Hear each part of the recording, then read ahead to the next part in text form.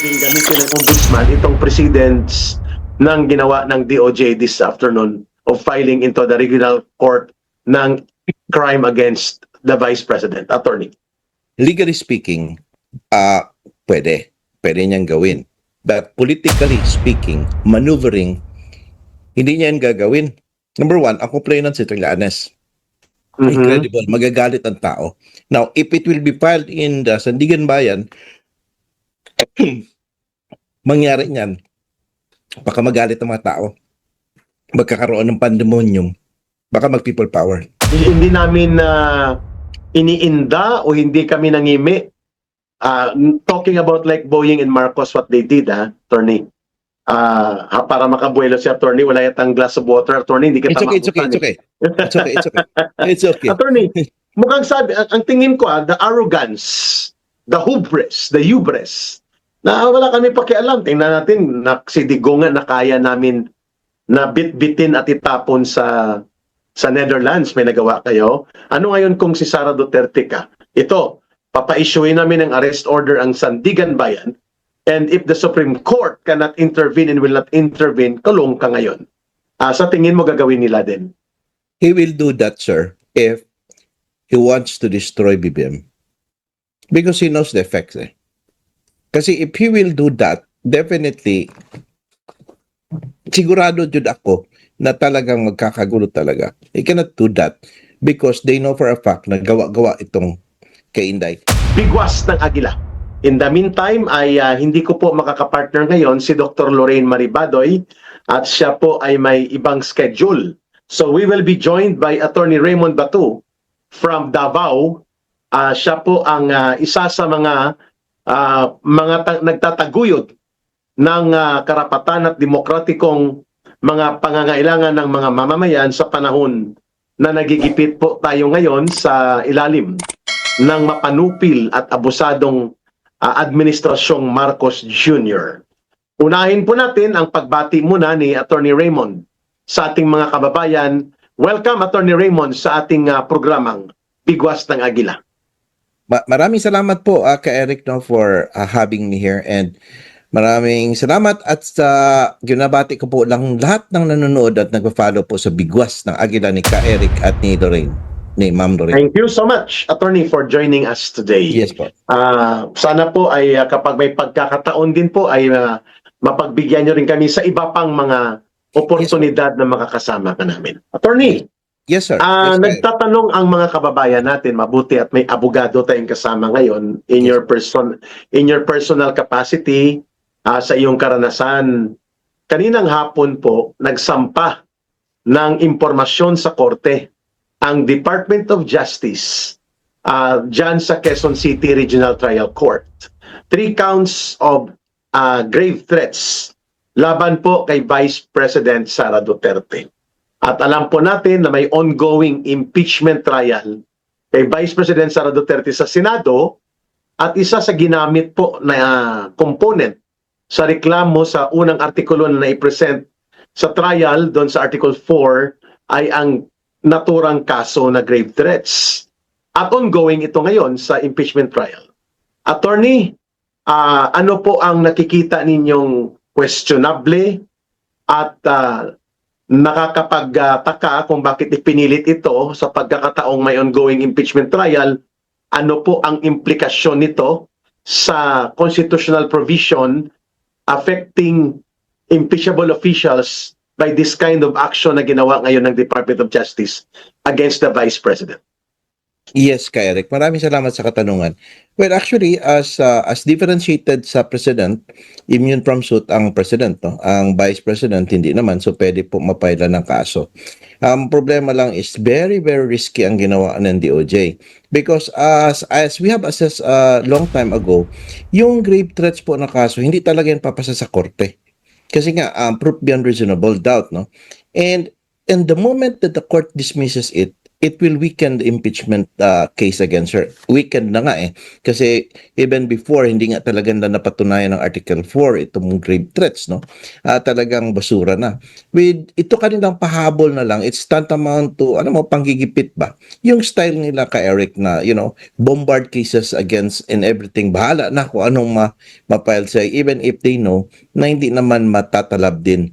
Kasi ngayon, ang proof needed is proof beyond reasonable doubt, no? And number one problem niyan is that wala pong complainant. How can they file that case na wala namang complainant? Wala naman yung tatlo. Wala naman si BBM, wala naman si Martin, wala naman si Lisa. They should be the one, at least, no, to prove na meron po silang yung threat na naramdaman nila. Without which, I don't believe na merong grave threat. Kaya nga nagtataka ako, bakit pinail ng DOJ yan na silang gumawa, si Boying Rimulya, when Secretary of Justice pa siya, yung reasonable certainty of conviction. How can you be reasonably certain to convict Inday Sara? Pinail nyo. So, ibig sabihin, na-bend na naman yung rules na sila mismo ang nagawa. Di ba ka, Eric? Yeah. Tama. Attorney, gusto namin itong kuhanan ka ng paglilinaw. Ang statement na inilabas ng parang tagapagsalita, isa sa mga abogado, ni Vice President Sara Duterte, I think, ang apelyido Lim. Yes. Attorney Lim. Sabi niya, we will exhaust all legal remedies available, but clearly, isa itong pagsubok sa Yes. constitutional protection Yes. provided for impeachable officials, which include the Vice President, Yes. that only through impeachment can she be removed Yes. kapag hindi siya nag-resign, hindi Yes. siya namatay, o hindi siya na fully incapacitated. So, impeachment is the way to remove her. At ito ngayon ay ongoing. Hindi ba ito bumabangga sa constitutional provision, itong ginawang pagpilit ng DOJ na iakyat sa korte ang kasong grave threats, bagamat ito ay questionable, ang complainant at legal standing ay NBI, hindi ang particular na mga tao na kunwari ay napagbantaan ang kanilang safety at pangseguridad, which you mentioned. Ito ba ay pagbangga doon sa constitutional protection na kapag impeachable official yan, unahin mo muna ang impeachment process bago mo gawin at itrial ang tinatawag na ordinary crime that can be filed in court. Yes. Ano bang tama, attorney? Yes. Actually, if we look at strictly, in accordance with the law, well, it can go hand in hand kasi removal naman yung kabila, ito naman criminal. But we know for a fact that this is a political issue. Ang sadya talaga nila kay BP Inday is to remove her. Ito pag-file nila ng criminal case, it is just parang palaman lang yan doon sa gusto nila sa impeachment, panglubog lang or yung kanilang tinatawag nating panggigipit, no? Now, ang problema sa pag-address ng remedy ni Attorney Lim na sinasabi, na-file na sa court. So, ibig sabihin, malamang i-issue na ng warrant of arrest. Kung pag-issue ng warrant of arrest niyan, what next? Can they stop the court from proceeding with the case? Can they file a motion to quash? Can they file a case for tawag na to suspend pending prejudicial question kasi meron pang pending impeachment? They may all try that, no? They may all try that, and I do not know how the court will agree because it's different na ngayon po ito, si BP Inday na ngayon, and the court will be very, very careful, no? Because the courts who will be handling this will be very, very careful in their decision. Kasi nakatuon ang mga taong bayan nito, no? So, klaro po ang panggigipit ka, Eric. Alam mo, nasubaybayan ko lahat ng mga ano natin sa Bigwas, sa SMNI and everything. Lahat ng klase na pwede nilang ipapile nila yan kay BP Inday just to destroy her. Kasi yung sabi nga natin kay Eric gani na pinalabas nila na yung damaged goods. Ay, damaged goods na yan si Inday Sara pag 2028. So at sadya talaga nila kay Eric is to destroy tapunan siya ng putik left and right, may kaso siya dito, ganun everything. Para pagka 2028, at least kung meron naman silang konting chance na manalo yung gi-field nila na candidate, i-grab din like opportunity. Kasi ang nakakatakot dito na analysis ka Eric is that if kung medyo ang lamang ni BP Sara is ganun-ganun lang konti, they might do some foolish act of cheating.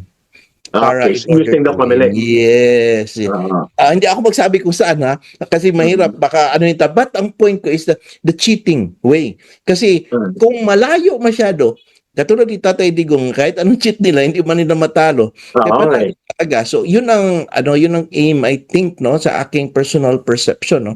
So having said that, based on your question again, is it prudent to file? Alam natin po na it's possible yung case na yan, madidismiss yan at or ma-acquit si BP Inday. And that therefore, magiging klaro na yung impeachment proceedings nila is talagang ginawa lang nila for political persecution. But the message of intimidation, the Ay, message of tyrannical pasok. fear ay nandun na. Ando That if na. we can do this to the Vice President, who Ay, else would like to toe the line? yes, yes. Tama ka It doon, can be attorney, no? done. It Yan can lang be done talaga. to all. Alam mo, kay Eric, ang daming ikaw, si Sir Yeah. Jay, lahat. Kahit na wala, ano bang ginagawa natin? Nagsasalita naman tayo dito. We are trying to tell the truth and everything, but everyone is being persecuted kapag ally ni BP Inday. And only for the fact, iniisip ko talaga kung bakit. So iniisip ko kay Eric, parang hindi na talaga ito yung political survival. I think personal survival, no? Because they're afraid that by 2028, ay sila na lang naman din yung i-audit ang confidential funds nila. Tama. That's Sila correct. na That's naman yung correct. ipa-plunder, di ba? Ay, Attorney, yes, sir. may tanong kami dito sa na kung pwede mo pong ilinaw ito. Is there no jurisprudence na kapag impeachable official, antayin mo muna na i-exhaust ang impeachment process bago ka magsampa ng kasong kriminal sa regular court outside of the impeachment court? There is no jurisprudence existing as decided by the Supreme Court about that, right? Yes, sir. I understand what you're getting into, where you are going in. Maganda po yan siya na magiging novel question na i-file po sa Supreme Court. Kasi this one, klaro po talaga itong political persecution. Hindi na po ito yung pagpanagot eh. Gawa-gawa na naman itong istorya na ito. That is the difference. When you use impeachment as a tool to remove a political enemy, mababasa talaga. And now, you use again a criminal case, hawak mo ang DOJ, hawak mo ang ombudsman, hawak ang administration, they file it, even if imagine ha, walang complainants, pagkatapos tinulugan for how many tapos ang kanilang basis lang sa pag-file is that yung mga resolutions ng mga NBI na hindi questionable pa ang kanilang mga testimony. So Correct. why did they file? So I think inutusan talaga na i-file. Bahala na what will happen, no? Yeah, parang ang nangyayari, attorney, let the court decide. And if the court sustains, we win. If the court junks, so what?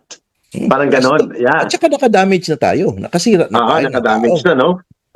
Nakapagbigay ka ng negatibo na mensahe Yes. sa taong bayan na wala kaming sinisinto, wala kaming sinisino, wala kaming sinasanto. Attorney, this is a very bad and negative precedent, sabi mo, Definitely. kasi there is now also a pending criminal complaint filed by Trillanes of the crime of plunder against Vice President Sara Duterte pending before sa Office of the Ombudsman.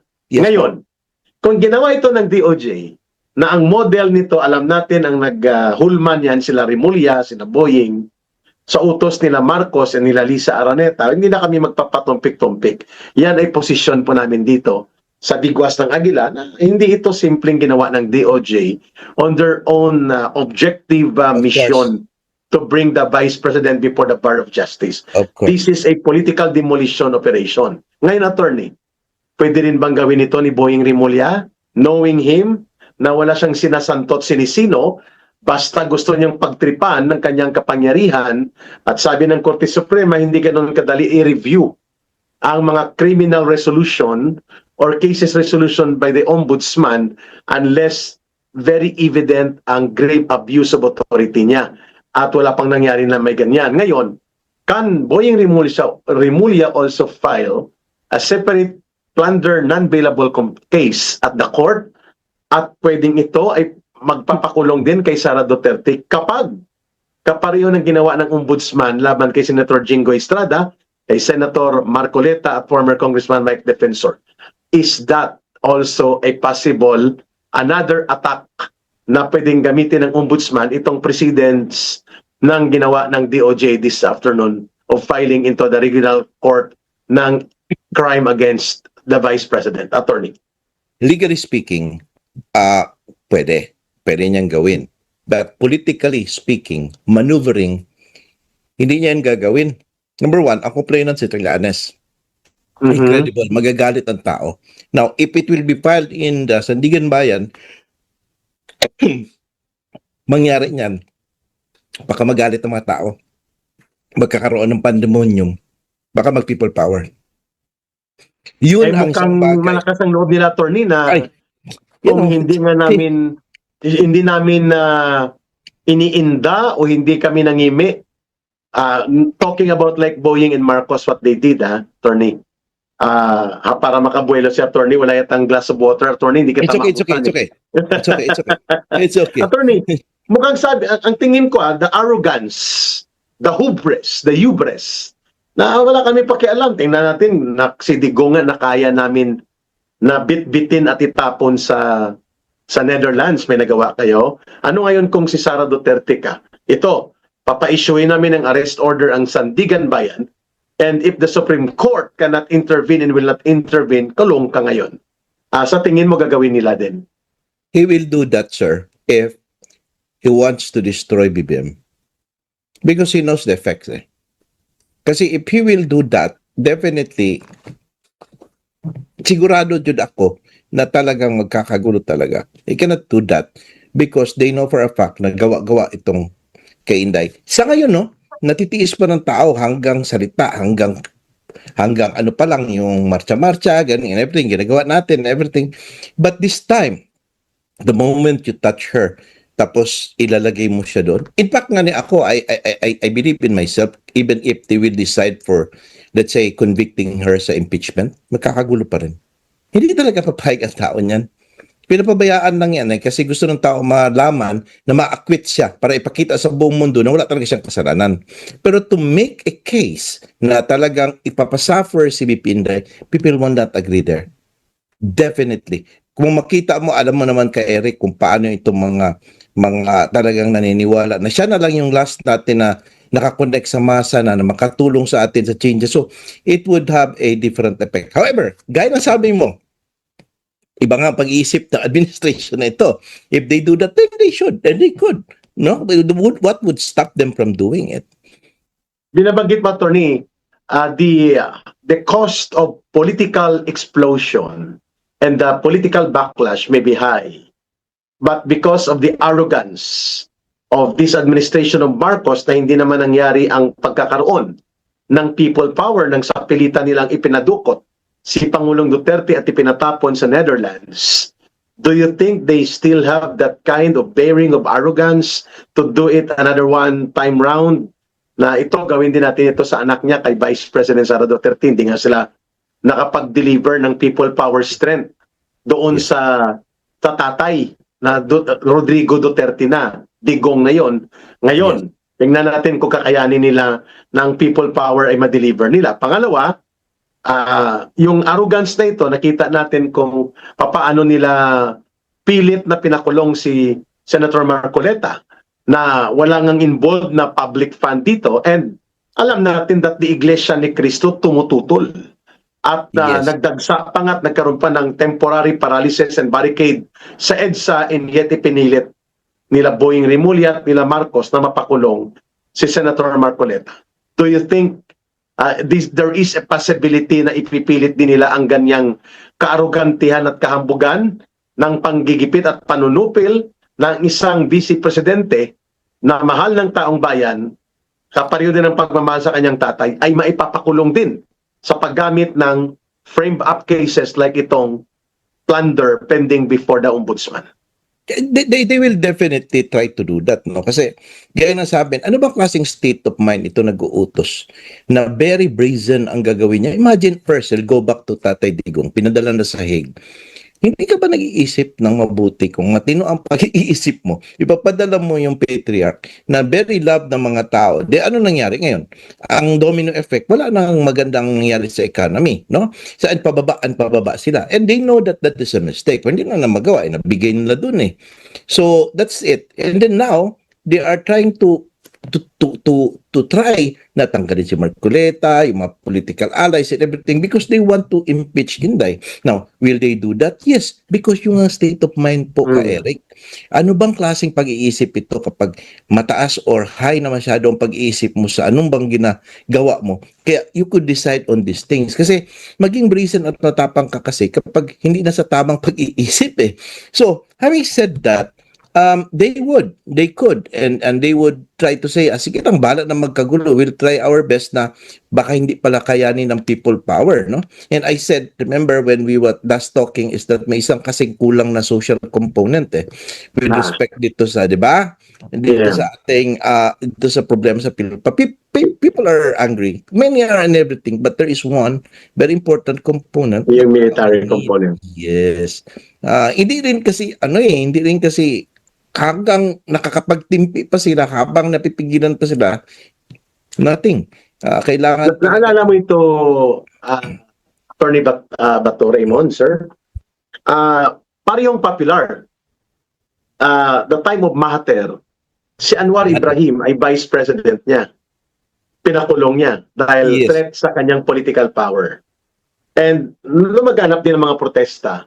But because of the strength ng political control and dominance ni Mahathir sa Malaysia, na-suppress yun. But later on, nakarebound si Anwar Ibrahim. Tama ba, sir? Yes. Nakabalik siya sa politika, pero nagkagulo nga sa Malaysia. Ito yung nakakabahala. At sabi mo, mukhang high na sa kapangyarihan. Yes. Kung ano po ang nakakapaglason sa utak ni Marcos Jr. para tudong-tudong itulak ang division o pagkakawatak-watak ng ating bayan. At sa tingin ko, tama ka doon sa punto mo eh, pwedeng hindi nakapaganda noon sa pilitang pagpapadukot at pagpapatapon kay Pangulong Duterte, pero sobra-sobra naman yan na Vice President, may mandato ng 32 million Filipinos na bumoto sa kanya mahigit, and then very popular, mahal ng tao, ipipilit pa rin siya. Dahil dyan, ang tingin ni Marcos at ng kanyang mga tauhan, kontrolado kasi nilang military. Yes. Without the military distancing to support the administration, including the police, ay kaya nilang i-manipulate at i-divide ang mga tao at kaya nilang pigilan na mamuo ang people power even if they abuse it against the vice president. Itong garapalan, sabi mo na panggigipit at pangbabalahura sa vice president. Yes. In fact nga, tingnan natin ngayon, tinitira nila si Debiste, tinitira nila si Peter Cayetano, everyone else. No? Hanggang kailan po ba ang tao? The spark is there. The flame is there. Itong ginagawa nila, continue mo nag-burn ang fire. Ano ba talaga ang kailangan na magliyab para talaga maglabas na po yung galit ng mga tao? We do not do that, no? And as I understand, dun sa discussion natin nga, yung social component na problema natin. But however, would there be an exception in a political history na even with that social component is that kapag ang mga tao na kaagad ang galit? Remember ha, we have people from MI and MN na tahimik, pero galit na. Actually, no? So, in fact, halos ang buong Mindanao ngayon binabantayan nila. Yes. In fact, marami na nga nagsasabi ka, Eric, mabuti pa maghiwalay na lang tayo dyan sa kanila. Kung ganito lang gagawin nila sa Vice President, no? Hindi inaatupag ang problema sa baha, lunod na lunod sa perwisyo at mapinsalang baha, yung involved sa pagnanakaw at pandarambong sa pagbabaha na ito, walang kaso. Nauna pang kinasuhan ng DOJ si Vice President Sara Duterte kaysa kay Martin Romualdez, kay Sandro Marcos, kay Bongbong Marcos, na mga itinuro ng mga testigo. At ang banggit mo nga, hindi lang nila nakikita, pero ikaw na taga Mindanao, ramdam mo kung gaano namumuo ang galit ng mga taga Mindanao sa ganitong uri ng kagarapalan na pang-aabuso na ginagawa sa pamilya Duterte, lalo na kay Vice President Sara Duterte at kay former President Duterte. Yan ba ang pulso na nakikita mo ngayon sa Kamindanawan? Yes po. Actually, ang mga taga Mindanao is lalo na sa Davao City, galit na galit na talaga. Kahit na saan ka magtanong is that kaya lang ang hindi lang nabantayan kasi na effect nito, ito yung Facebook ba? At saka yung social media. Because of this social media, instead of people going to streets, pinipili Yeah. nila ang Facebook. Yan ang isang problema kasi dapat sana people will go there and you talk and fight whatever tyrants that we have right now. Hindi nangyari. Sigaw sila sa Facebook And yun ang hindi rin nabantayan na aspeto. Now, I think there must be a klaro-klaro talaga na blood. Klaro-klaro talaga na controversy na mangyari before people will shut off their Facebooks and go to the streets. I Yeah. think it will take something like that, no? One of the At things hindi malayo mangyari yan, Yes. Attorney Bato. hindi mangyari. The way they are thinking po, ka Eric, yung mga ganyang pag-iisip ko, ano bang meron pa silang pag-iisip, no? So wala na talaga po at and everything is we are already alam mo, honestly speaking, the nature has its own way of conducting their own investigation and audit. Imagine na yung ba doon ngayon. Yeah, Doon grabe. na naman yung Ilocos yung sa La Union, doon Sa La nakita Union. ngayon ang magnitude pating sa EDSA na nasira. So ibig sabihin now, what they are going to do with that? Now, Yeah. they will be really sisingilin talaga sila niyan. Hindi naman pwedeng hindi yan masingil. Now, because of that, they might find a way how to eliminate si BP Inday Sara by removing her or sabi nga po ninyo, hindi imposible na pailan talaga siya ng case for plunder kahit makulong siya. Pero what will they get from that? Kung Yeah. nakulong lang. Alam natin, ma-acquit man din yan siya.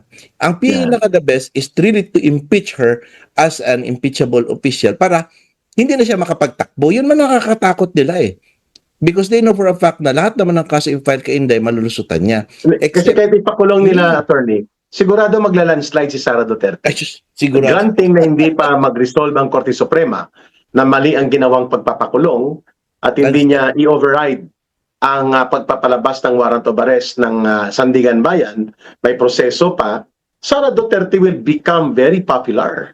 More than she is popular now. And sabi mo nga, it can explode into a more serious and actual political and social turmoil. Yes. Lalo na kapag tuloy-tuloy ang pagbabaha, pamimerwisyo at pamiminsala ng baha, habang yung mga nagnakaw at nangdurubo at nagdarambong nito ay hindi napapanagot, ay nagpipiesta pa at naghahari-harian sa ating bayan. Sabi mo, may pagtitimpi ang tao, may limitasyon yan. Sa Mindanao, anytime pwedeng sumabog ang galit na yan, no? Literally, Yes. galit na ang mga tao dyan. Pero, syempre dahil hindi yan ang capital city, hindi yan ang economic and financial center and political center, makakaya ni Marcos at ng kanyang administrasyon na pabayaan ang Mindanao. Sige, ingay kayo, galit kayo, huwag nyo lang disturbuhin dito sa Metro Manila, okay na ako. At yung nakita niya na hindi naman kayo pumalag, ang taong bayan na sinasabi daw natin ng mamamayan na nagmamahal kay Pangulong Duterte ay hindi po nakapagpigil o hindi napigilan ang pagpapadukot at pagpapatapon kay Pangulong Duterte. Kaya mas lalong lumakas ang loob nila na gagawin nila ito ngayon, ang pagpapakulong, including now the Vice President. Pero saan ito hahantong? Yun ang tanong mo, Attorney Raymond. Yes. Sa tingin mo saan tayo hahantong nito? Well, sa akin dito is that honestly speaking is that the only way that they could stop BP Inday is really to remove him sa impeachment. Kagawan nila ng paraan na manipulate ang numbers na 16. Kasi tingnan mo, ang aking nakakatakot na nakikita dito. Now, if everybody will go to jail, si Libiste, si Ligarda, tapos lahat sila, no? So, baka kasi i-force nila yung issue. Meron kasi silang binitawan na salita nun na murag unceremonious na lang kapag hindi na kami maka-reach ng 16. So, ibig sabihin, they will be petitioning the Supreme Court. Ano ba ang dapat dito? Ang problema, meron ba yung dalawang magre-retire ngayong 2026 na Supreme Court Justices? Dalawa. Including ito the Chief Justice. Yeah. Pangalawa, Attorney Bato, dan sa punto mo, mukhang narinig namin na impormasyon para ma-adjust automatic ang number. Correct as sa interpretation na to. Ang sabi po ng grupo nila Lacson, posibleng mapasuspend by the Sandigan Bayan si Senator Jinggoy at si Senator Marcoleta. And therefore, during the voting, when they are under suspension, they are not technically part of the Senate and they are impeded or they cannot be allowed to be counted as senator pending suspension nila. So -2 kaagad yan. At kapag naipakulong din, non-bailable offense si Senator Alan Peter Cayetano, -3. So Ricarda. 21 lang ang i-compute nila sa 2/3. That can be possible? Everything is possible to them, di ba? They are doing it. They have they took away the majority at the time na nag-upo sila, kahit na si Alan Peter Cayetano, no? Tapos mabilis pa tama sa ka. 4 nag-special session. Lahat kaya nilang gawin. Alam mo, Ano ang 2/3 ng 21? 13 o 14? 2/3. 14 yata, no? Kung Oh, yes. 13 sila ngayon, Mm. parang 13.5 attorney. Di 13 na lang. Oho. Yan ang So, problema. hanggat hindi ito nire-reverse ng Korte Suprema ang kabuktutan na to na interpretasyon sa 2/3 threshold sa supermajority requirements sa impeachment voting at nakasuspende at posibleng isuspende nga si Senator Marcoleta at si Senator Jinggoy Estrada ng 90 days at pwedeng yan ay simulan sa November, pagdating sa butuan sa January, wala pa rin sila sa Senado dahil suspended sila, then Yes. that is a justified basis that they will not be counted for a while because technically they lose membership of the Senate while they are under suspension. At sabi mo, kaya nilang gawin yan as long as the Supreme Court will not reverse and interpret it according to the spirit of the Constitution. The way ang sagot ng Korte Suprema, well, yung pending question sa amin tungkol sa proseso ng impeachment, wala na yon kasi nag-start na ang trial, hindi na kami mag-decide. Mukhang ganun na rin ang gagawin ng Korte Suprema. Kapag nag-decide ba ang Senado, sila ang supermajority ni Marcos na 13 lang, sa tingin mo at Yes. panindigan nilang i-remove si Vice President, mas lalong magulo yan at hindi Definitely. sinunod ang saligang batas. Attorney Bato. Definitely, ang without the Supreme Court even ruling, alam natin magkaka-pandemonium na yan. I believe that is the kind of spark that I am expecting that the people will not agree. Kasi galit talaga mata. Alam mo, tumahimik lang yung mga tao sa impeachment nung nagsabi si Chis Escudero na 16 eh. Kaya medyo natahimik na kumalma eh. So, ibig sabihin, nakinig na lang tayo sa impeachment, papayag na tayo. Kasi kung nag-create pa lang si Chis Escudero na hindi 16, wala na, nagkagulo na noon pa. But Chis Escudero can be overruled anytime by the group of Lacson Definitely. at ang mga tuta ni Marcos na mas rapid. Definitely. Pwede po. I think merong mga marites na kwento sa amin is that pumayag yata daw si Chis Escudero na lumipat sa majority, pero siya ang maging Senate President at saka wag niyo pakialaman ang aking boto. Okay. Yun ang chismis. Wag niyo pakialaman ng boto ko. So after the impeachment trial, Chis Escudero is Depende sa aiming gusto niya. to become the Senate President. Pwede. Possible. At he can be appointed kapag nakuha nila ito na ma-remove si Sara, the compromise can be he can be appointed by Marcos as Vice President. Well, it's possible. Pero of course, nandiyan pa man yung iba. Sila Winfred dyan. Hindi naman yan sila, niyan. But nevertheless, before going there, they thought that they could do that, no? But lahat po ng game plan nila, hindi naman nasusunod. Dahil nga sa, ang tao kasi, mahirap kasi ka, Eric, di ba? You're I know where you came from.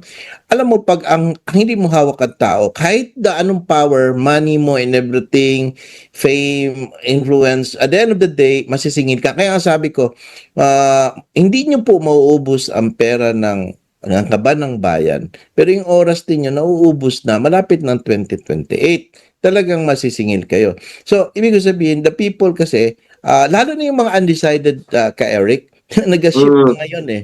Nag-ship na ngayon eh, na-realize nila ano yung truth. Kaya nga po, ilan na lang po ba tayo, ka Eric, nagsasalita sa... Ilan na lang talaga tayo. Oo, tapos ginaparich natin sa mga tao, we are trying our best. Nasa shadow ban pa tayo. Hindi na tayo Hindi nga makalabas. nakikita yung aking mga upload, Attorney Bato. Hindi na. Kaya Wala. yung ginagawa ko yung sa iyo, ginapa-share ko sa aking mga reporters para ipakalat Thank nyo. you, attorney. Oo, At pati ganun din yung sa inyo, dapat. attorney, sinishare ko rin. Ang Oo. punto mo, attorney, is ganito. Mukhang nade-delay at napipigilan ang momentum of actual street demonstration, of actual street activities and protests sa kagarapalan ng abuso at kakurakutan ng gobyerno kasi may outlet pa sa social media ang mga tao. And second, nakakaya pa ni Marcos i-suspend ang malubhang epekto ng ekonomiya. Yes. Marcos and any administration and any dictator, any tyrant can suspend the dynamics of the politics, but once the dynamics of economy will hit hard on the people, hindi niya na yan mapipigilan. Attorney Bato, do you believe na pwedeng yan ay mag-trigger ng mas malawak na pagkilos mismo ng taong bayan? I believe you, ka Eric, yung statement mo. And that's why I love listening to you ba? Kasi malalim ba? That's true. At the end of the day, para na lang kung economics ng mga Marines, bakit sila bumaliktad? Gutom eh. 'Di ba? Tama. Gutom eh. I agree. Malamang. And sabi mo nga, Attorney Bato, maybe pwedeng isuspend ang political differences sa gitna ng kaguluhang politikal. Pero kapag tumataob na ang kaldero ng mga pamilyang Pilipino at kumakalam ang sikmura nila, wala silang ibang sisingilin sa galit nila kundi ang nakaupong administrasyon na ito. Yes, that's true. And besides kay Eric, sila kasi hindi nila nararamdaman yung magkalam ang sikmura. Hindi nila nararamdaman yung, alam mo yung parang nanginginig ka na sa gutom dahil wala kang makain. Ulam. Tama. Hindi nila alam yan. They don't know that. They do not know that. So that's why ang people is, ito po pa, para isa kay Eric ha, I've been Right, talking sir. to some people na mga, yung mga ordinary people ba, sabi ko, o bakit hindi kayo nagasalita? Sabi ko, wala kaming panahon mag-Facebook, attorney. Kailangan namin maghanap buhay, kundi gutom. Yes, Mahal isa na pa yan. masyadong bilihin, So, ang ginagawa nila is, sige, trabaho na lang talaga ng trabaho, kahit anong mangyari. So, buti na lang kamo kasi at least ang mga tao is they're trying their hard to find ways. Dito sa Davao, marami kasing mga gulay-gulay, makahingingis sa bahay, provincial pang dating namin, so nakakapagtulong-tulungan kami rin. Nakakapag-survive pa. Survive Pero pa. ang malala at malaganap na epekto ng nabubulok na ekonomiya na ang nagpapalutang na lang sa ating bansa, attorney, ay ang pangungutang taon-taon ng gobyerno ng mahigit 2 trillion pesos. At ang nagpapalutang na lang para mag-survive tayo ay ang more than 1.5 trillion pesos na remittances ng overseas Filipino workers at ng mga Philcom families sa abroad papunta sa Pilipinas. Paano Anytime hindi can na mag-remit? explode. Yeah, Ayaw na anytime can mag-remit. explode. Agree. Naalala mo, Torni, noong 1983, 84, 85, Yes. hanggang bago sumambulat ang People Power 1 noong EDSA 86, grabe ang krisis sa Pilipinas, kasabay ng krisis sa ekonomiya ng buong mundo. At dahil doon, mas lalo pang bumilis ang political isolation ng diktadura ng Marcos at nag-galvanize, naging matatag ang pagtutol ng mga mamamayan. At sabi mo nga, nobody predicted that the strong arm rule of Marcos, the iron fist of Marcos, will be challenged by the people at nagkaroon ng crack among the ranks of the armed forces before na konsolidado ni Marcos. Do you see the same thing to happen kapag ipinilit ni Marcos ang very reckless and very arrogant na pagdurog niya sa Vice President at pagsalaula sa konstitusyon at pag-unat ng kanyang swerte na hindi gumagalaw kagad ang taong bayan? Do you see another crack of the same kind na bigla na lang sasambulat yon at magugulat na lang sila sa taong bayan mismo? Attorney. Yes. I will bet my money on that. And that's what I feel. Feeling ko lang yun. But because this is the last straw. Kasi the only way kasi na parang nagkakaroon pa ng hope ang mga tao is because they have one person. Hindi Sara. They don't care kung magalaw mo si Marcoleta and everything. Okay pa, tao lang si Sara eh. Agree. Kasi may hope pa eh. Kasi they know for a fact sa 2028 upo yan. Galawin nila yan. That's different story. Naniniwala ako dyan. Attorney, I look at that and pwede nga ang trigger ng aksyon Yun. may not be coming sa Luzon or sa Metro Manila. It can come from Mindanao and then it can trigger a nationwide snowball of protest. Na. Pwedeng mangyari yan, attorney, at that can be possible. Attorney, why is the Supreme Court why has the Supreme Court become tentative on transcendental matters pertaining to interpretation of the Constitution para hindi sana nakukonfuse ang taong bayan at ang mga institusyon ay hindi naaabuso ng superior na paggamit ng aroganteng kapangyarihan ng executive. Nakikita mo rin ba yan? I don't want to put you on spotlight dahil abogado ka. Pero alam kong ramdam mo ito, attorney, na biglang naging tentative at biglang umatras papunta sa passive position muli ang Korte Suprema even if matters presented before them are of transcendental importance and urgency. Yes. Well, iniisip ko nga yan kung bakit it's true, no, na parang nakita ko na kasi pag yung transcendental importance dapat pag pisyo ka ng TRO, status quo, para man lang just to stabilize something wrong, no? I was analyzing that, no? And of course, as I said, I'm an officer of the court. And kung ano po ang kanilang pong decision, I have to respect that. Yeah. However, I'm thinking na it's possible siguro that it would not want to intervene in order not to add more political crisis or Pwede rin.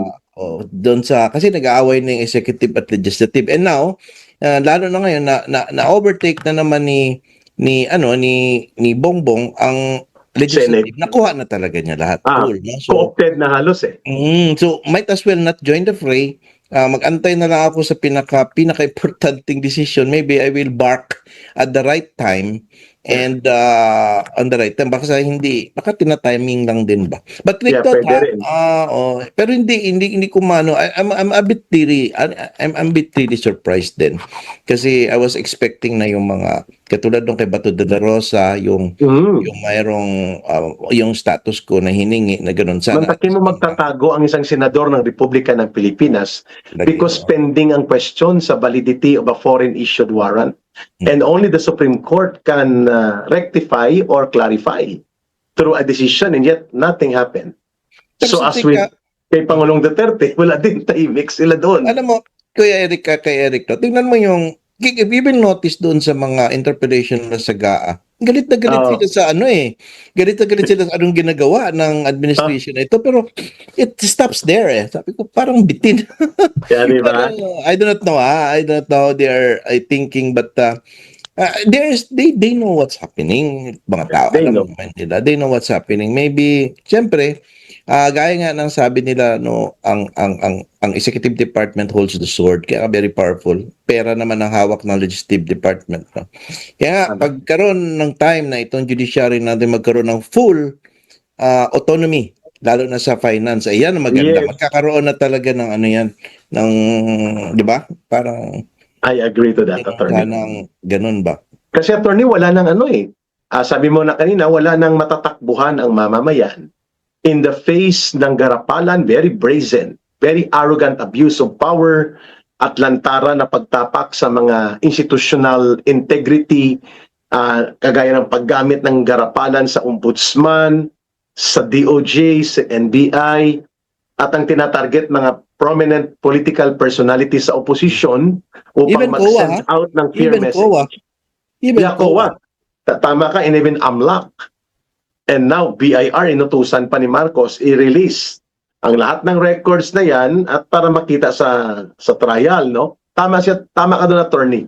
Ngayon, ang isa pang failure din sa demokrasya na ito, dahil wala po yung tinatawag na crack of critical position within the armed forces of the Philippines that is so important para po sandigan at gamitin sa pag-consolidate ng poder ng isang administrasyon.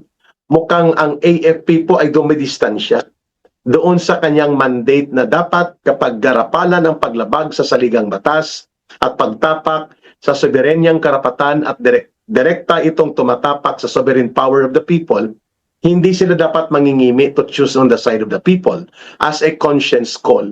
Mukhang dyan po nagiging malakas ang... May narinig kami, attorney, sabi nga ng asawa ni Marcos Jr. ng panahon ng malakihan, milyon ang rally ng Iglesia ni Cristo. Nung last year, sabi niya, so what? For as long as the armed forces of the Philippines and the PNP are with us. Tingnan natin ubusin nilang pundo nila at pwersa sa rally, hindi nila kami matitinag. I'm referring to the information pointing to Lisa Araneta. That's Doon sa correct. kanyang reaksyon sa milyon-milyon na nagrarally nung panahon ng Iglesia ni Cristo, attorney. Yeah.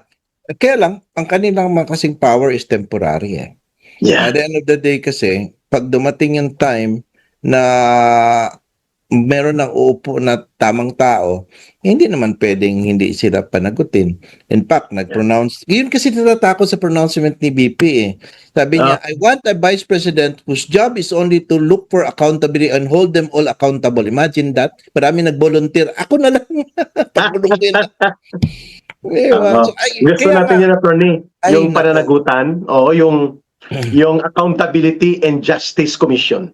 Para lahat ng dapat managot ay dapat mamanagot because sabi mo nga, attorney, the greatest lesson of history is when the certainty of punishment to those who abuse power as part of historical change must be brought before the bar of justice of the people. Wow, galing.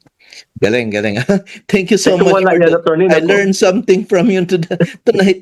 Ang ganda. Pero kaya Rick, meron akong ask question ba? In pagdating ba ng time, ano ba itong tingin mo sa kanila? Kasi I just also want to tinker your brain ba? Ano ba ito?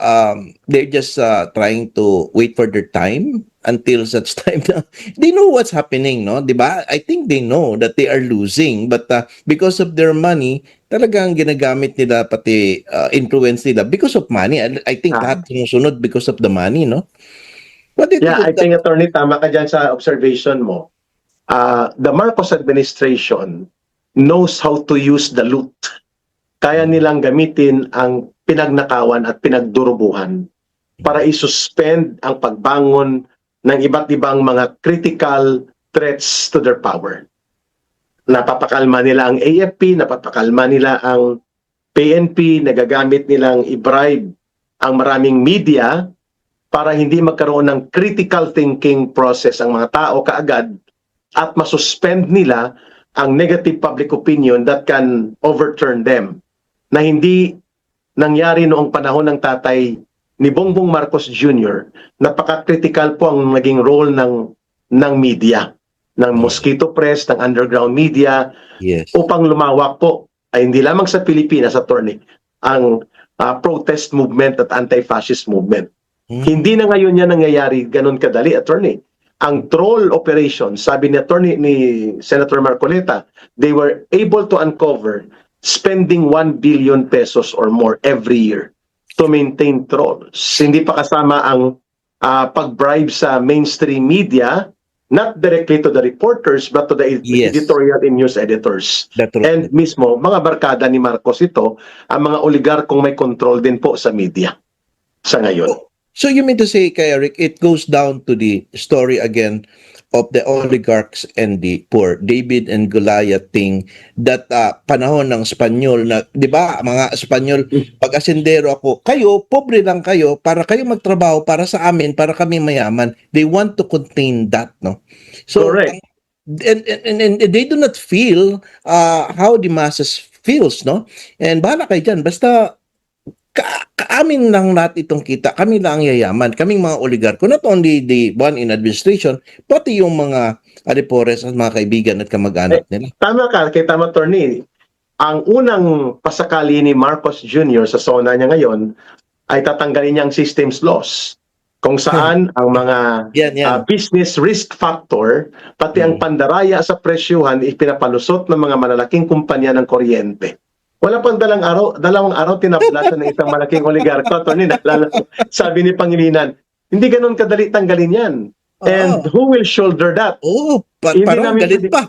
Sino magbayad pa siya. doon? Di ba? Sino magbabayad nun? Kung kay Pangulong Duterte nun, Ay, hindi ma-PPI pwede. na siya. Hindi pwede. Naalala mo, attorney, nung panahon na sinabi nila, nanalo sila sa arbitration court sa Singapore Yes. on trade dispute. Kaya papatupad nila ang 12 pesos and 50 centavos per Wow. cubic meter sa singil sa tubig sa bawat konsumidor. Nagsama-sama sila. Ayala, Pangilinan, Lopez. Piniay sa rin Pangulong Duterte, sabi.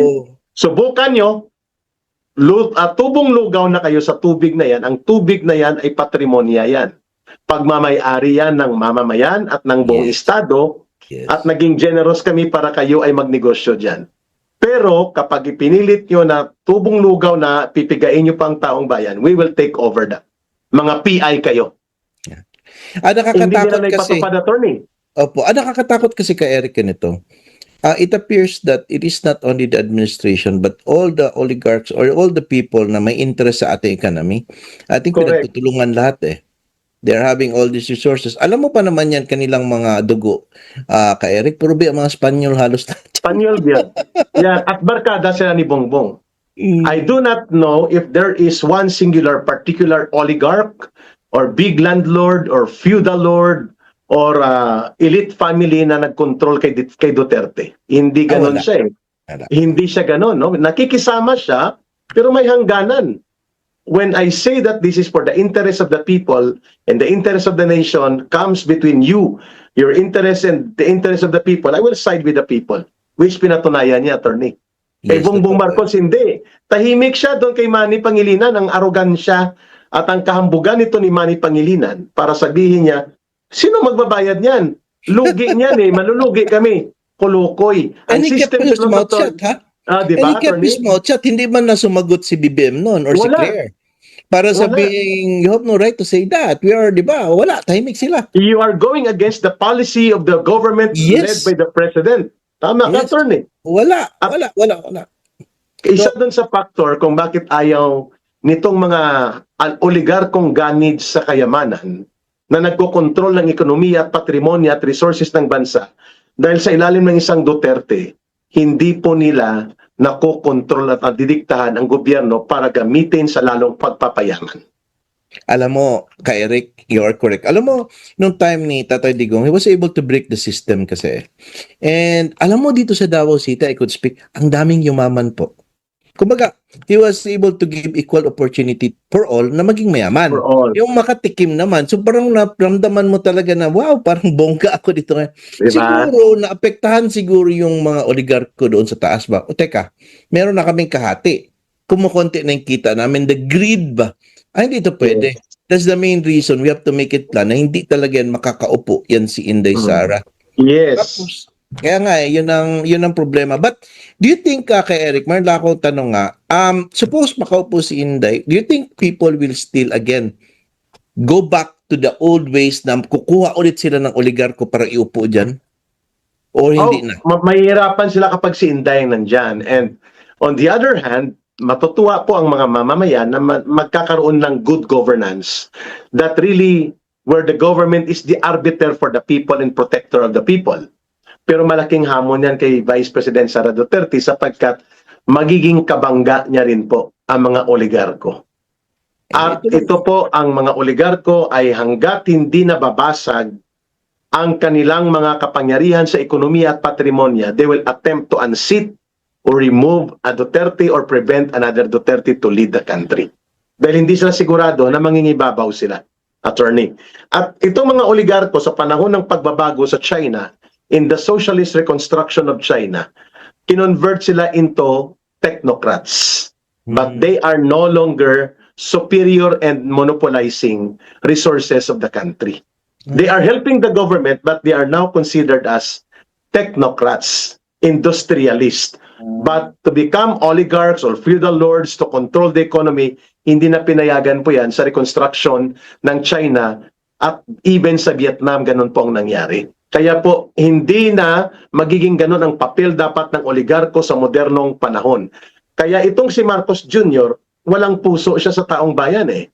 Kaya barkada niya mga oligarko. Remember, Turning, isa sa pinakabarkada niya mga kababayan ay ang Aboitiz na naglalaro sa game ng enerhiya. So ang energy sector na pinaglalaroan ng barkada ni Marcos ng mga Aboitiz, siyempre papalag din sila sa systems laws na gustong i-remove ni Marcos. Mag-iisang buwan na, bulatik lang lahat ang sinabi ni Marcos Jr. Bulatik. Attorney, on the last part, alam ko pong may mga iba ka pang pwedeng mga dapat idagdag, pero dahil paubos na rin ang oras natin and we're happy that you're here today, how do you look at the possibility nitong second article na nai-present tungkol sa confidential fund na parang alas na alas nila na dito daw mapapahiya si Vice President Sara Duterte. So far, ang assessment po ninyo and your projections in this article. Yeah, I already explained that to some of our friends, no, at saka yung mga nag-support sa atin kay Eric. Sabi ko sa kanila, wala na ito. In fact, sabi ko, pwede ba next article na tayo? Number one is that this is dead. Because the proof talaga, number one, na hindi pa pala final lahat, no? So, ibig sabihin, how can you use a certain judgment na hindi pa pinal? Kailangan, how can you use that to impeach somebody na hindi pa pinal? Hindi pa nga sinasabi na talagang may misuse. Tsaka ang rule is that meron pa talagang way na isauli mo ng pera because there is no call for a criminal prosecution. Take note ha, ang hinihingi lang is to return. Now, kanina may maganda ako nakita pa talaga, mas lalong nabaon. Imagine Pwede mo that. yung malinaw, please? Kasi magandang punto na pinaliwanag mo yan. Ngayon ko lang na-appreciate yung punto ni retired Justice Noel Tiham. Yes. Anything that an auditor gives us an opinion in a trial is not a conclusive evidence Exactly. that warrants an immediate conclusive ruling sapagkat appealable yan at may mas mataas pang opinion dyan na pwede pang magbago yan. Tama ba? Yes po. In fact, yung 2022 is nasa motion for reconsideration pa kay Eric. Oo, may Imagine, MR. Naka-MR pa sa komisyon. So pagkatapos ng MR sa komisyon, pwede pa yun sa certiorari sa Supreme Court. Kaya nga galit na galit si Justice Cudero. Hindi ba pwedeng kung mag-appeal pa magpunta sa Supreme Court, paano kung makakuha ng TRO? Ay hindi pa rin yan final. Tapos kanina na-discover natin Sige, go na ahead. nagbigay pala ng notice of disallowance yung si Del Campo bago lang. Hindi pa naglampas yung period ni Inday Sara, ni BP, para mag-file sa komisyon. So, hindi nila ginagamit pa. So, ibig sabihin, they are still within that right, no? Tapos, kaya pala siya na dinala nila dito ay hindi conclusive decision ng komisyon. No, Auditor's opinion lang. Auditor's opinion. At it's problema pa dyan ka, Eric. Yung sinasabing due process na sabi na hindi pala nangyari. Kasi nung narinig niya na nag-testify yung allegedly si Gina Acosta, ba hindi na nagdaan ng notice of suspension? Diretso notice of disallowance? So, ibig sabihin, hindi mo na inalaw na mag-comply kasi, narinig mo kasi dun sa committee hearing na sabi ni that's illegal. Nagawa siya ng judgment niya na bakit daw binigay doon kay La Chica. Binigay mo kay La Chica, that's illegal, that is irregular, notice of disallowance without passing through the suspension stage. Imagine that. So that is a procedural violation sa due process. Kalaking bagay yan.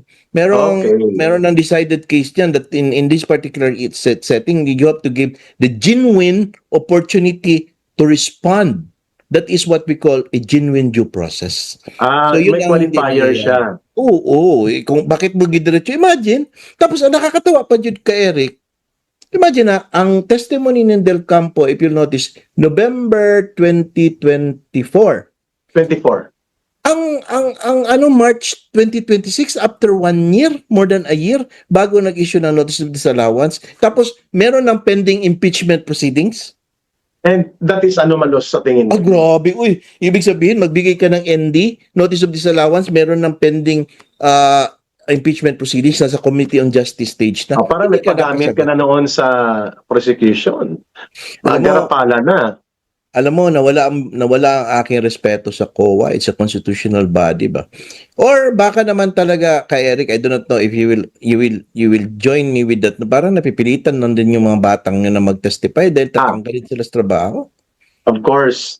Naalala mo, nag-resign voluntarily ang executive director ng AMLAC dahil ayaw niyang magpagamit sa impeachment fishing expedition. Bumalik siya ng Bangko Sentral ng Pilipinas. And then naglagay ng bago, 1 week pa lang siya, iniladlad niya na ang violation, sabi mo nga noong nakarang interview, ng lahat ng mga confidentiality protection provided by law to any client of the bank or to any targeted by the AMLAC investigation. It cannot be ladlad. Hindi mo pwedeng iladlad yan lahat. Pero ginawa ng AMLAC new executive director. At sabi mo, mukhang inutusan siya. At obviously. Yes. Alam mo kay Eric, meron ako idagdag sa'yo before the time ends. No? Right po. Nakita mo ang style ni Lorna Kapunan, medyo grumpy siya masyado. Ah, Alam mo, sa aking tingin na as a lawyer, that is a sign of frustration. Alam niya, wala oh. na, patay na ang kaso niya yun eh. Tapos yun ang nakatoka sa kanya. Kaya, Mukhang pinaano niya lang, no? Attorney, dinadaan-daan niya lang sa pagimik-gimik. yes, insinuation, rhetorics, innuendos, para lang, di ba, makapag-inis na lang ba? Wala na. Wala na. I think, Kaya pala sinabi mo kasi alam naman po na ng lahat na ang opinion na yon ay hindi conclusive, ay, hindi. ipinresent as evidence. So how can you establish a solid conclusive evidence on an opinion that is still on process of appeal, review, Imagine and that. pending pa ang mas higher authority to interpret it? Imagine that. And they did it. And they did Grabe. it, ka Eric. They did it. Ginamit pa rin nila. Grabe, ginamit pa rin. In front of our face, ka Eric. So, kung Ginawa hindi mo ito talaga tayong napaliwanag, stupid. attorney, sa ordinaryong mamamayan, hindi nila maintindihan ito na garapalan pala talaga ang pambabalahura. Terrible. Sobra. Terrible, terrible. In fact, I think they know it. They just cannot fix the story ba? Kaya nakakatulong po yung mag-explain tayo. But I Tama. know they understand it. Pero kung itong pinifix natin na story, Ah. they more now know what is happening talaga. Attorney, napakalinaw na mga paliwanag po ninyo, matalas, very incisive ang inyong pagtingin at mas makakabuti po sa taong bayan na nasusundan nila ang mga ganitong pangyayari because at the end of the day, ang paggawa po ng desisyon sa sama-samang pagkilos ay ginagabayan ng mulat na kamalayan ng mga mamamayan na kusang loob na nagdedesisyon upang makilahok sa pagbabago sa isang gipit at lugmok na kalagayan ng ating bayan na siyang kinakaharap natin ngayon. Attorney Raymond Bato, sir, yung iyong final na mga mensahe sa episode na to, please. Bago ang lahat, paano mo nasasabi ang mga ganyang salita? Hindi ko kaya yan. Guys, thank you so much kay Eric for giving me a chance. No? Ang akin lang po sana sa mga nanonood ngayon is that ito po ang ginagawa namin ni ka Eric. No? We are trying our best to explain to you guys. Ano ito? Effort namin ito to do this. Ano oras na ngayon but we do this. Amin lang request is that if you have a chance to listen and to hear this at naintindihan nyo po, i-share nyo po sa iba na mas marami para kumalat po kasi nasa shadow ban na kami, hindi na nakakalabas ang aming ginagawa. Please po, Correct. no, para po ito sa atin, para sa ating bayan, para sa ating mga anak, sa future generations yet unborn. Maraming salamat kay Eric. Next time ulit sa Bigwas na Attorney Bato, saludo po ang Bigwas ng Agila sa tatag ng inyong paninindigan, talas ng pag-iisip at malinaw na pagpapadaloy ng talakayan sa pag-angat ng kamalayan ng ating mga